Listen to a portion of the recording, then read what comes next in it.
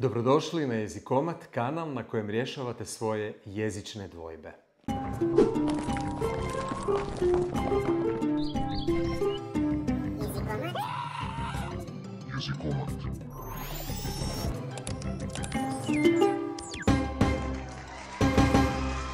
U upotrebi,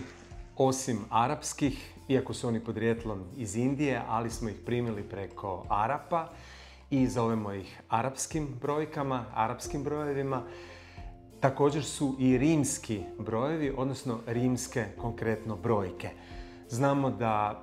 se rimski broj 1 piše kao veliko slovo I, zatim rimski broj 5 kao veliko slovo V, rimski broj 10 kao veliko slovo X, rimski broj 50 kao veliko slovo L, rimski broj 100 kao veliko slovo C, rimski broj 500 kao veliko slovo D i rimski broj 1000 kao veliko slovo M. Kada pišemo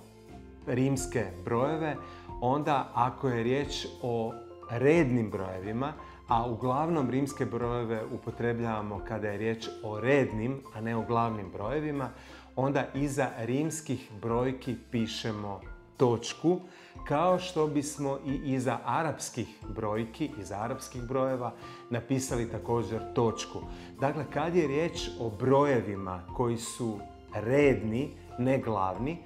i te brojeve izgovaramo kao prvi u odnosu na 1, drugi u odnosu na 2, treći u odnosu na 3 i tako dalje.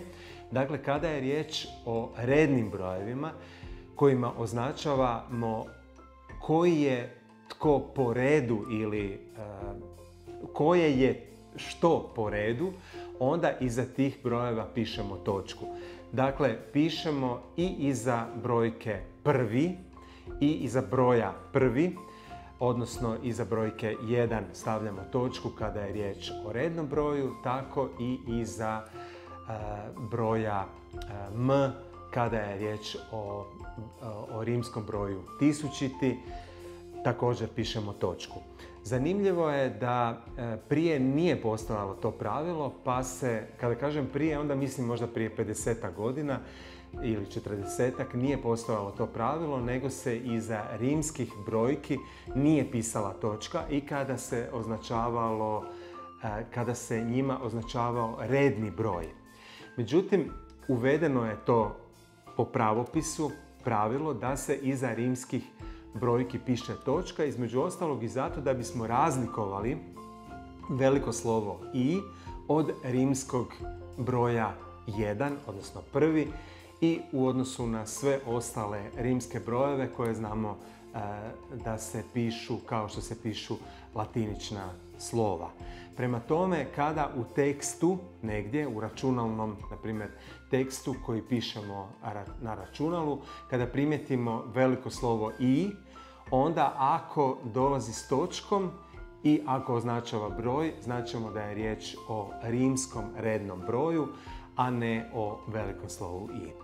Hvala vam lijepa na praćenju, pratite nas i dalje, iskoristite priliku, učite neprestano hrvatski jezik i promovirajte također ovaj kanal kao jako dobro mjesto na kojem možemo cjeloživotno učiti hrvatski jezik.